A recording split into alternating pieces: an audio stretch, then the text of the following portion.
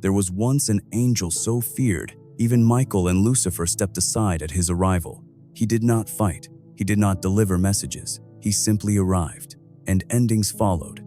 Without a word, without a warning, he made it clear. Your time had come. They called him Azrael, the angel of death. Some believed he could draw out the soul with only a whisper. Others said the soul knew the moment he appeared that its time was done. And when he came, the mightiest of angels gave him space. This is Secret Origins, and today we share the story of the most feared angel ever created. Welcome. Before the clock of time began ticking, before the earth saw its first human footprint, there was no such thing as death. Creation was still in progress. Life itself had not yet begun, and so neither had its end. But that all changed with a single act of disobedience. In the beginning, God formed Adam, the first man, and placed him in Eden, a garden of absolute perfection, unmarred by sorrow or pain. It was a gift. But when Adam and Eve chose to take from the one tree God had forbidden, something new was born into the world: sin. And with sin came the consequence that had never existed before: death. From that moment forward, death became part of humanity's path. No longer would mankind live forever. Now, they would be born, grow, and one day die. And because death had now entered creation, someone had to carry out this final chapter of human existence. But this task was not for just any angel. Among the heavenly host were warriors like Michael and messengers like Gabriel, each with divine assignments. But the task of carrying death, of guiding a soul out of its earthly frame and into eternity, that called for something different. It called for obedience, silence, and a strength not of might, but of surrender. So God gave a command. His angels were to go to the earth and gather the dust that would become Adam, the first vessel to carry a soul. Each archangel was sent, one by one. Some say Michael went first, but the earth cried out, and he could not take its soil. Others say Gabriel felt the earth's sorrow and turned away. Again and again, the angels returned empty-handed, unwilling or unable to complete the task. Then God sent Azrael. He was not yet known as the angel of death. He was quiet, obedient, unassuming. But when sent, Azrael went, and unlike the others, he did not turn back. He gathered the dust, though the earth wept. He did what no one else would do. Some traditions say Azrael promised the earth he would return the dust one day. Others say he said nothing at all. Either way, he brought it before God. And from that moment, everything changed. Azrael had demonstrated something no other angel could. He was able to carry out the most difficult command without hesitation, without resistance, and without letting emotion cloud the mission. And because of this unwavering obedience, God entrusted him with a role unlike any other. Azrael would become the one who witnesses both the beginning and the end. From the first breath to the final heartbeat, he would guide the soul through every stage until it crossed into eternity. From that moment on, he was no longer just an angel. He was Malak al-Maut, the angel of death. His willingness to collect the dust of Adam signaled more than obedience. It proved he could carry the weight no other angel dared to bear. Not because they were lacking strength, but because the task was uniquely sacred, solemn, and heavy. Azrael, whose name in Hebrew means help of God, became the one chosen to help souls transition from this life to what lies beyond. While often remembered as the one who ends life, his role is far more profound. Azrael's divine task isn't simply about separation, it's about guidance. His duty is to gently part the soul from the body at its appointed time, but more importantly, to carry that soul forward. He is a psychopomp, a celestial guide who walks with souls as they leave the physical and step into the eternal. He doesn't just close the door to life, he opens the one to what comes next. For some, that path leads to peace and reward. For others, to judgment. But Azrael's responsibility is not to decide, only to ensure the journey begins. Ancient traditions describe him as the keeper of a scroll, a divine record holding the names of every soul on earth. When someone is born, their name is inscribed, and when their time comes, that name is removed. This scroll is not symbolic. It is the timeline of life itself, entrusted to Azrael, who watches over it with constant awareness. But Azrael does not act on impulse. He moves only when God commands. His mission is entirely rooted in obedience. Unlike Lucifer, who rebelled, or even Michael, who fights on behalf of heaven, Azrael never acts on his own. He is called, and he answers, always. And yet, despite this obedience, Azrael's presence touches every life. While other angels are assigned to moments, guardians, messengers, warriors, Azrael's duty is universal. His reach extends to every corner of the earth, to every soul that breathes. When the time comes, whether in silence or in stillness, Azrael will be there. It doesn't matter where someone lives, what language they speak, or what faith they follow, every soul, at its appointed time, will pass under Azrael's care. From the ancient past to this very moment, from the highest mountain peaks to the deepest cities below, his assignment never ends. That alone places him in a category unlike any other angelic being. But there's more to his role than meets the eye. Azrael doesn't always appear in person. Many traditions say he often sends forth lesser angels, his assistants, to fulfill the sacred duty of gathering souls. These beings are sometimes referred to as angels of death in the plural, operating under his direction. And their approach is not the same for every person. To the righteous and faithful, these angels may appear with peace and gentleness, but to the unrepentant or wicked, their presence may be terrifying. This reveals something powerful. Azrael is not just a messenger, he is a commander, a leader over a host of celestial beings who carry out their work under divine guidance to maintain spiritual order across the earth. In moments of great tragedy, war, disaster, widespread loss, Azrael may dispatch his forces swiftly, expanding his reach across nations in an instant. And yet, for some prophets, saints, or those with a divinely marked life, he comes in person. Their departure is met not with fear, but with solemn reverence. Though many tremble at the mention of his name, others understand his purpose. Without Azrael, life would never yield to what lies beyond. Without an end, there could be no true beginning. His task is not cruel, it is sacred. He ensures the great design unfolds exactly as the Creator intended. To carry such a cosmic responsibility, ushering every soul from this world into the next, Azrael required more than obedience. He was entrusted with a power that surpasses all others. And ancient texts suggest this power is reflected even in his appearance. Descriptions of Azrael's form go far beyond the familiar image of glowing wings or shining robes. In Islamic tradition, his presence is said to be vast and beyond comprehension, nothing like the human form. Some accounts say Azrael has 4 faces, each turned toward a different direction: north, south, east, and west. This signifies his unceasing awareness, his ability to see every soul, everywhere, all at once. But that is only the beginning. Azrael is also said to have 4,000 wings, but these are not the gentle feathers seen in paintings. Some wings are radiant with grace, carriers of peace and mercy, used to escort the faithful into eternal rest, but others are not. Some wings are forged for judgment, constructed of iron rods, jagged hooks, and shears meant to tear and separate. These are for those marked by rebellion and sin, and their presence reveals a sobering truth. Death is not the same for all. It reflects what the soul has chosen in life. Azrael does not create the ending, he reveals it. And then there is the matter of his size. Classical Islamic scholars, including Ibn Jafar al-Wa'ij and others, described Azrael as having 70,000 limbs or extensions, each one uniquely purposed, each one enabling him to interact with souls across the earth simultaneously. These descriptions aren't just numbers. They are symbolic representations of how one being could carry out a task so vast, so all-encompassing, that it touches every life on earth. His form defies the boundaries of human comprehension, and it must, because his assignment spans the entirety of creation. Yet perhaps the most haunting, most remarkable image found in tradition is this. Azrael's body is said to be completely covered with eyes and tongues. Each eye watches over a single soul. Each tongue represents the voice, the life, the presence of a living person. His very being is linked to humanity in real time.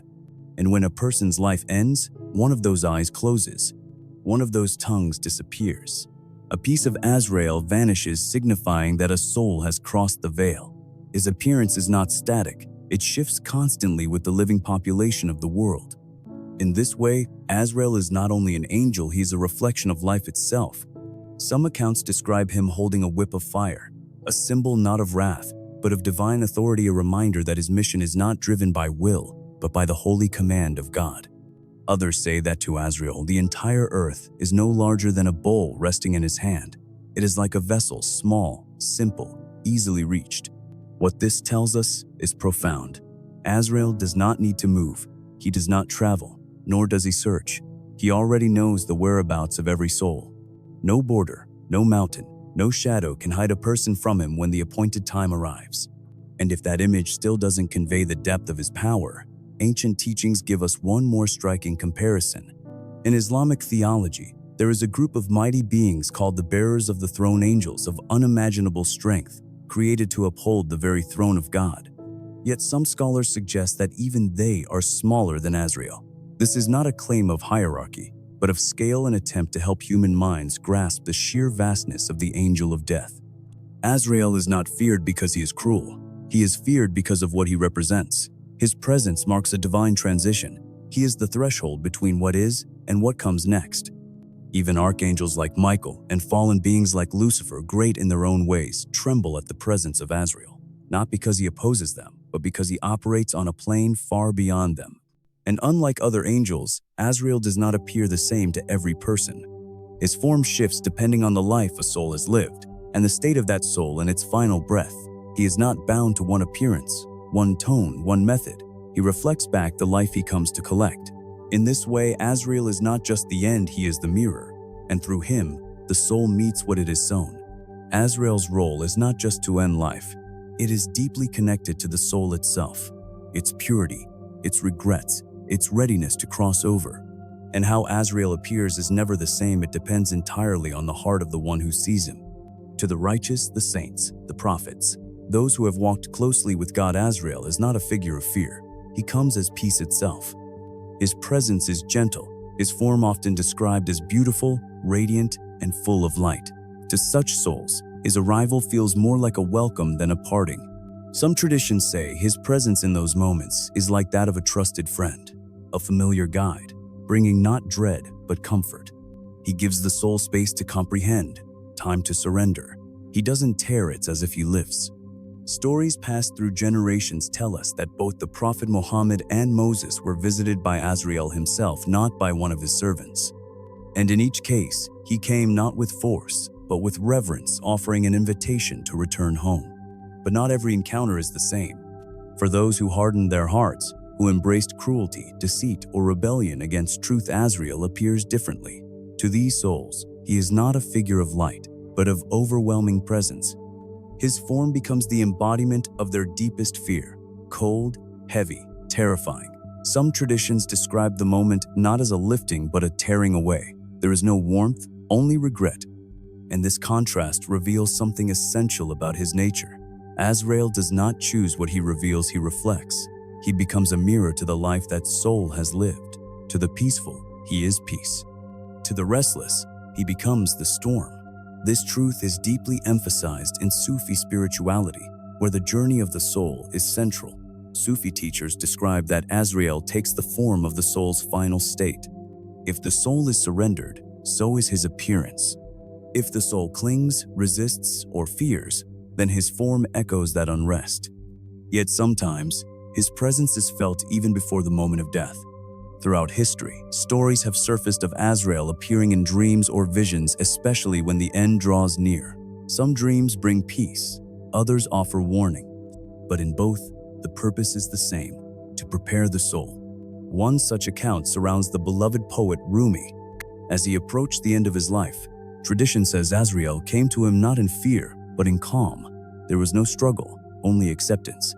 Rumi understood that his journey was complete. Another account is found in the writings of Nasir Khusro, the Persian philosopher. He wrote of a dream where Azrael appeared and told him his time was near. That vision gave him the opportunity to reflect, to repent, and to prepare his soul. In these stories, Azrael is not just the angel of endings. He is the messenger of what comes next, a guide at the threshold, a servant of divine timing. If you're still wondering why even the greatest of angels trembled at the presence of Azrael, the answer becomes clear when you truly grasp what his presence signified. Every time Azrael appeared, something came to an end.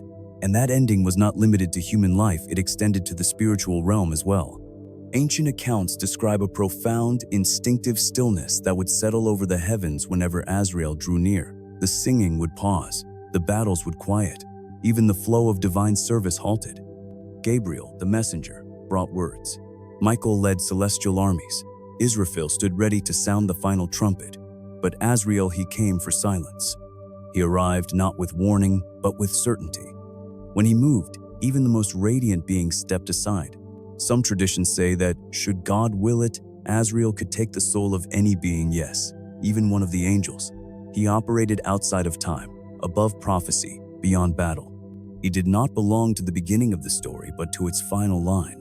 In one narration, even the bearers of the throne, those mighty angels, whose strength holds up the seat of God, lowered their gaze when Azrael appeared. His power was not in hierarchy, but in purpose.